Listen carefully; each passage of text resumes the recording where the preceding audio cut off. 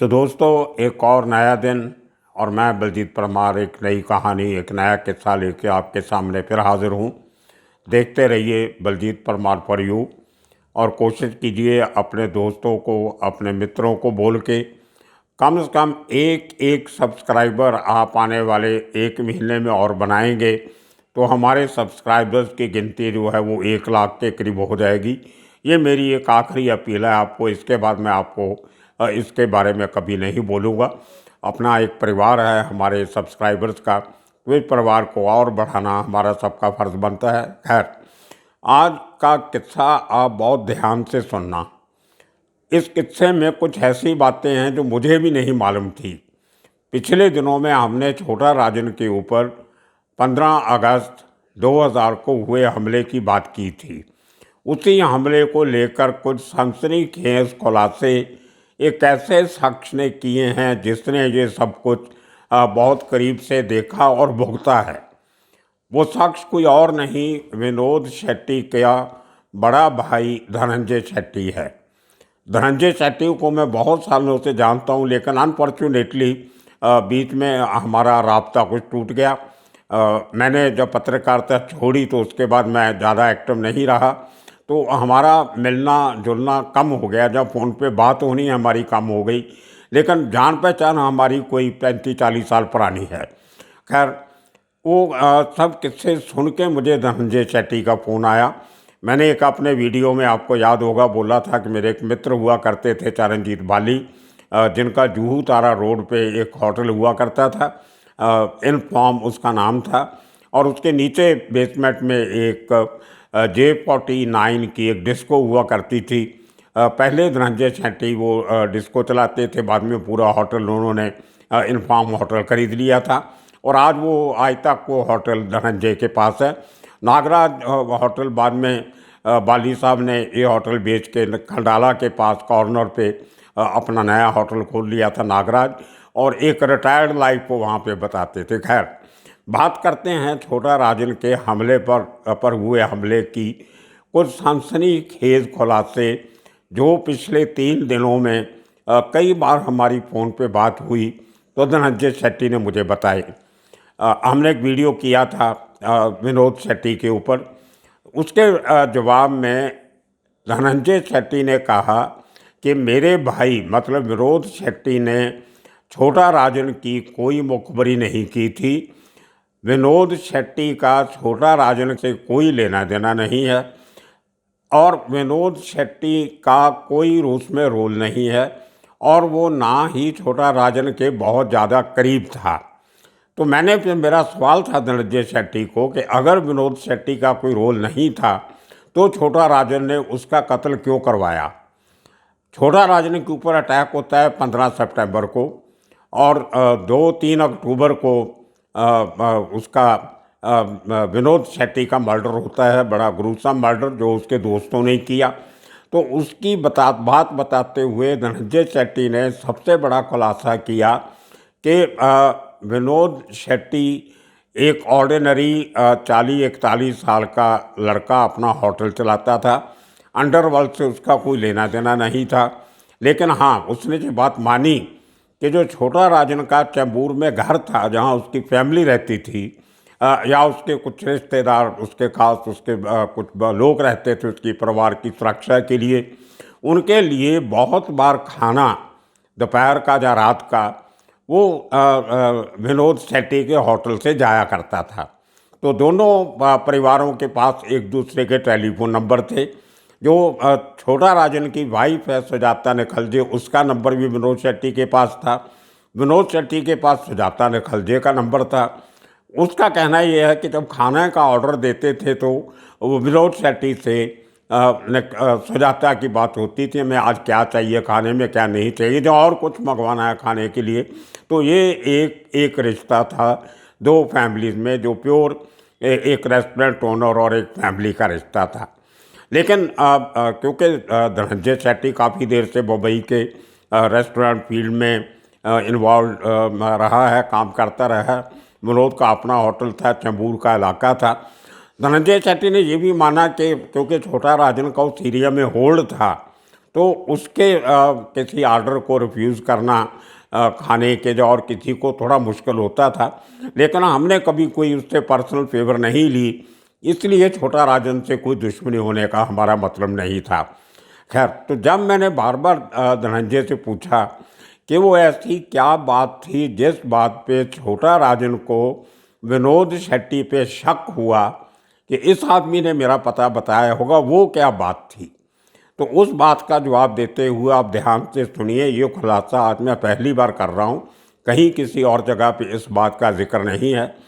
धनंजय शेट्टी का कहना है कि दोपहर में जब बैंकॉक में छोटा राजन के घर पे अटैक हुआ छोटा राजन के ऊपर, उस समय वहाँ पे कोई दोपहर का टाइम था और हमारा और बैंकॉक का कोई 3-3.5 घंटे का टाइम डिफरेंस है। तो अटैक हुआ, उसके बाद 6 बजे इंडियन टाइम जो शाम का 6 बजे शरद शेट्टी का दुबई से फ़ोन आता है विनोद शेट्टी को, और शरद शेट्टी के साथ धनंजय के कहने के मुताबिक उनके बहुत अच्छे पुराने पारिवारिक रिश्ते थे। धनंजय शेट्टी का कहना है कि शरद शेट्टी, शरद अन्ना, जो इतना बड़ा सरगना था, दुबई से ऑपरेट करता था, वो बचपन में हमारे घर पे काम किया करता था। ये धनंजय शेट्टी का कहना है कि शरद शेट्टी धनंजय शेट्टी के परिवार के घर में काम करता था। इसी तरह जिस आदमी ने बाद में विनोद शेट्टी का मर्डर किया, उसका नाम जो जग्गू जगदीश शेट्टी अलियास जग्गू शेट्टी, वो भी हमारे पास काम करता था। ये दो सनसनीखेज खुलासे धनंजय शेट्टी ने मेरे साथ बात करते हुए पिछले 2-3 दिनों में बताए। तो शरद शेट्टी का फ़ोन आना कोई बड़ी बात नहीं थी, क्योंकि उसको हमारा परिवार बचपन से जानता था। तो शरद शेट्टी ने फ़ोन करके विनोद शेट्टी को, मतलब धनंजय के भाई को, विनोद को, ये पूछा कि विनोद ज़रा चेक कर, नाना जिंदा है कि मर गया। तो विनोद शेट्टी के लिए ये एक सेंटेंस बड़ा अजीब था। उस समय तक विनोद शेट्टी को मालूम नहीं था कि छोटा राजन पे हमला हुआ है या नहीं हुआ है।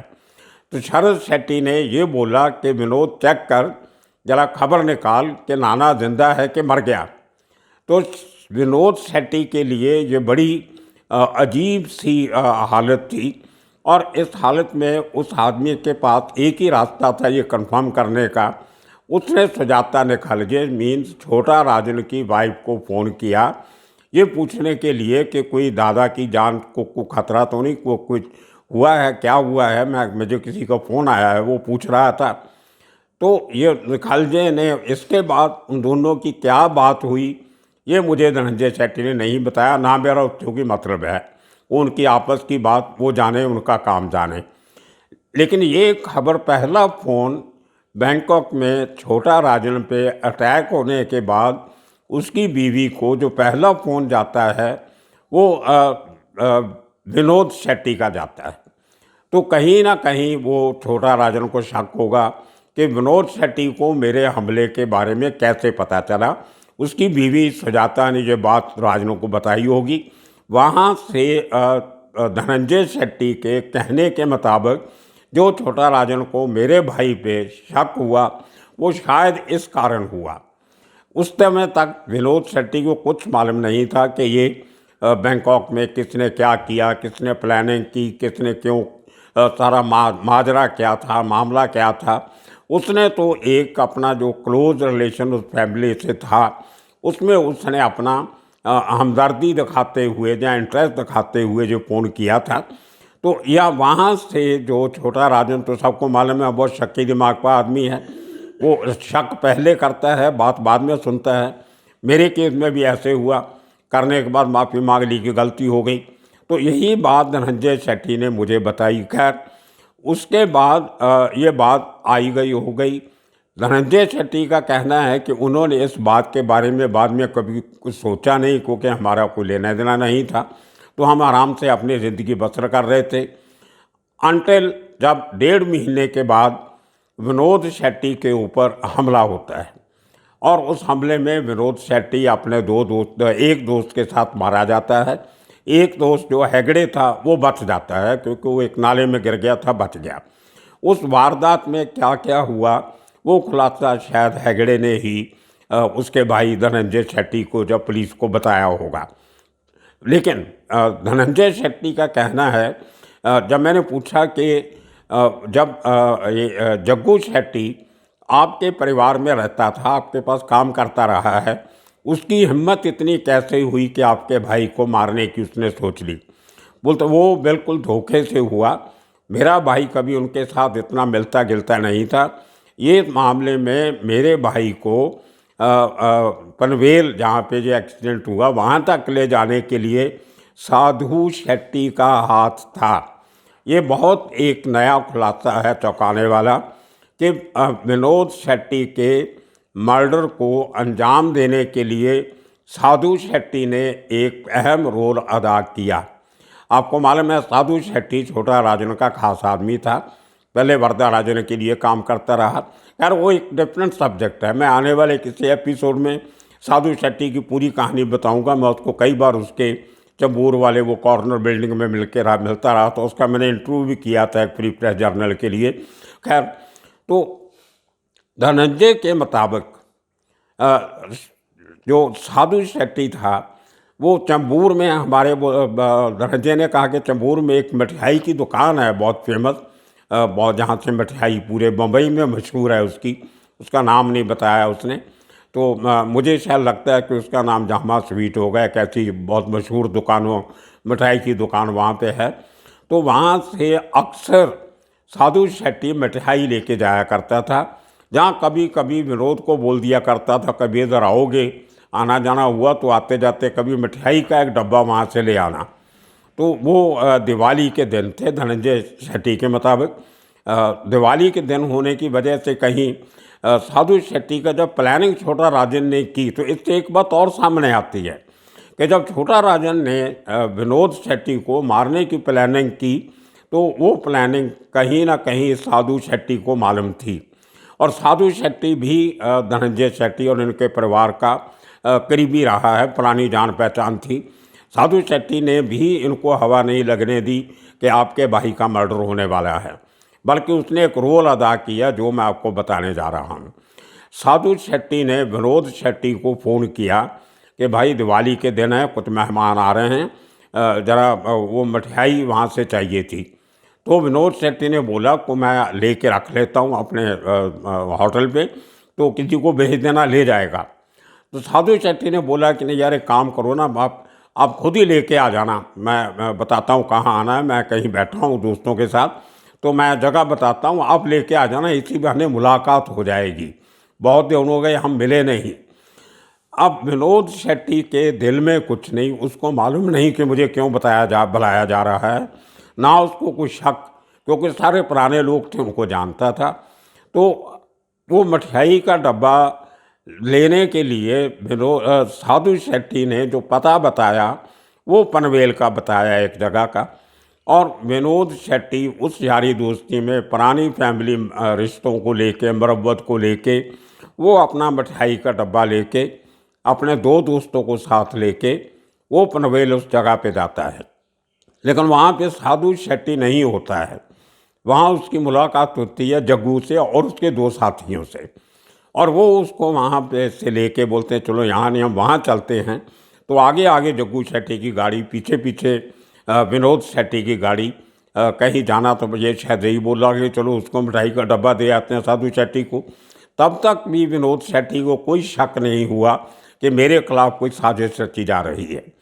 और जब वो एक उजाड़ जगह में जाके, जब जहाँ अंधेरा आया, जो उड़न को रोड जाती है मैंने आपको बताया, वहाँ आगे वाली गाड़ी जो वो रुकती है और उसमें से जग्गू शेट्टी और उसका साथी उतर के बाहर आते हैं। और मुझे धनंजय शेट्टी ने ये भी बताया कि उस समय विनोद शेट्टी के पास उसका अपना लाइसेंस, रिवॉल्वर, जब पिस्टल जो भी था, हथियार, वो भी उसके पास था।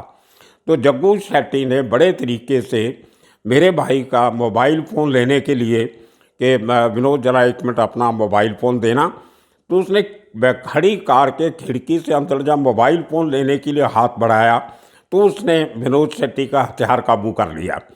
अब विनोद शेट्टी ने हत्या था कार में। उसके बाद उन्होंने गोलियां चला के विनोद शेट्टी को मारा, एक और दूसरे साथी जो ड्राइवर था उसको मारा, और जो हेगड़े था वो बच गया। तो ये पूरा किस्सा मुझे धनंजय शेट्टी ने बताया।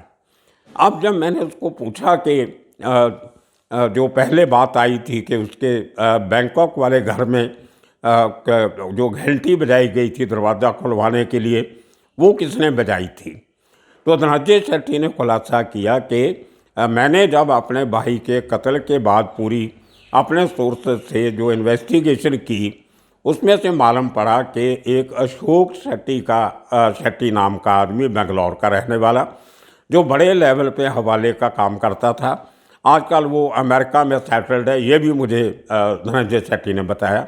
तो अशोक शेट्टी का छोटा राजन के साथ कोई लेन देन चलता रहता था, वो एक दूसरे के टच में थे। उस जिस दिन 15 सितंबर को छोटा राजन पे अटैक होता है, उस दिन अशोक शेट्टी का जन्मदिन था। वो एक दूसरे में टच में थे, इसलिए अशोक शेट्टी ने फ़ोन करके छोटा राजनों को बताया था कि भाई मैं आज मेरा बर्थडे है, मैं अपना केक लेके आ रहा हूँ।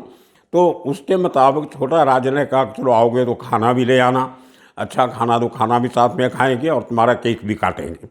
तो वो जो बैंकॉक वाले घर की जो घंटी बजाई गई थी, वो अशोक शेट्टी ने बजाई थी। अशोक शेट्टी ही जो कराची से और बम्बई से किलर गए थे, उनके साथ अशोक शेट्टी छोटा राजन के घर पे उस बड़ी साजिश का हिस्सा बन के गया। घर की घंटी बजाने वाला विनोद शेट्टी नहीं, अशोक शेट्टी था, ये कहना धनंजय शेट्टी का कहना है। तो ये इस केस में नए खुलासे हुए। उसके बाद धनंजय का कहना है कि हमारी पूरी फैमिली बहुत दुखी थी कि वो शख्स जिसका कोई लेना देना नहीं, उसको इतनी बुरी तरह मारा गया, और वो भी उन लोगों ने मारा जो एक ज़माने में हमारे पास काम करते रहे थे, जिनका हमने हमेशा अच्छा किया, कभी किसी का बुरा नहीं किया। उन्होंने हमारे साथ ऐसा किया तो हम बहुत गुस्से में थे, बहुत नाराज़ भी थे। तो धनंजय शेट्टी ने उस समय के जो पुलिस कमिश्नर थे उनको जाके मिला, होम मिनिस्टरों को मिला, डीसीपी एसीपी इलाके के सबको, कि मुझे अपने भाई के कत्ल का इंसाफ चाहिए, जल्दी से जल्दी इन लोगों को पकड़ के इनको इनकी सज़ा मिलनी चाहिए। और उसी चक्कर में जब पुलिस को किसी आदमी को पकड़ने के लिए कुछ हेल्प भी चाहिए होती है, इन्फॉर्मर्स की, खबरियों की, और जो बड़ा केस था उनको मालूम भी था कि ये काम तो हमने कर दिया, बाद में जब मालूम पड़ा कि गलत काम कर दिया तो उसको फिर छुपाने के लिए सब जो किलर थे वो अंडरग्राउंड हो गए। तो जब धनंजय शेट्टी पुलिस के पास जाए कि आप मेरे वो आरोपियों को क्या हुआ, तो पुलिस का अक्सर ये होता था कि आप भी हमारी हेल्प कीजिए, हम भी ढूंढ रहे हैं लेकिन कहीं मिल नहीं रहे, तो आप भी अपने सोर्स से पता लगाओ, कहीं पता लगाए तो हमें बताना। तो धनंजय शेट्टी का कहना है कि उसने अपने सोर्सेज से अपनी जो उसके जान पहचान थी उसके थ्रू पता लगाया कि विनोद शेट्टी के जो किलर थे वो बेंगलोर में कहीं छुपे हुए थे। तो मैंने वो जानकारी पुलिस को दी, तो पुलिस ने यहाँ से विजय सलास्कर और उसकी टीम बेंगलोर जाती है, और अगले साल उनका बेंगलोर के एयरपोर्ट के नज़दीक एनकाउंटर होता, मारे जाते हैं। और उसी तरह साधु शेट्टी भी मुंबई छोड़ के भाग गया, और उसके 6 महीने के बाद बेंगलोर के इंसिडेंट के 2-3 महीने के बाद मई में 12 मई को 2002 को मुंबई के चैम्बूर इलाके के पास साधु शेट्टी का भी एनकाउंटर होता है, वो भी विजय सलास्कर करता है, और उसके साथ एक विजय नाम का आदमी था, वो भी मारा जाता है। तो धनंजय शेट्टी के मुताबिक टोटल 8 लोग जो विनोद शेट्टी के मर्डर में इन्वॉल्व थे, वो 8 के 8 लोगों को पुलिस ने जब पकड़ लिया, जब मार दिया। तो एक तरह से छोटा राजन का वो पूरा गिरोह जिसने विनोद शेट्टी को शक की वजह से मारने का काम किया, एक आदमी को उसकी जान से उसको ख़त्म किया, उसके लिए जो 8 के 8 आदमियों का जो मॉड्यूल था वो पूरा ख़त्म हो गया, ये धनंजय शेट्टी का कहना है। और आज इस खलासे से मैं आपको वाकिफ़ कराना चाहता था बहुत सी अटकलें चल रही थी डिफरेंट मीडिया में, सोशल मीडिया पे, अखबारों में, मैगजीन में, कि असल किस्सा क्या था, छोटा राजन ने मनोज शेट्टी को क्यों मारा, छोटा राजन की खबरी किसने की थी। ये सब खुलासे धनंजय ने पिछले दिनों में मेरे से बातचीत में बताए, मैं आपके साथ शेयर किए, और आने वाले दिनों में नई किस्से कहानियाँ लेके फिर हाजिर होंगे। आज तक के लिए इतना ही काफ़ी। आप सबका शुक्रिया, धन्यवाद।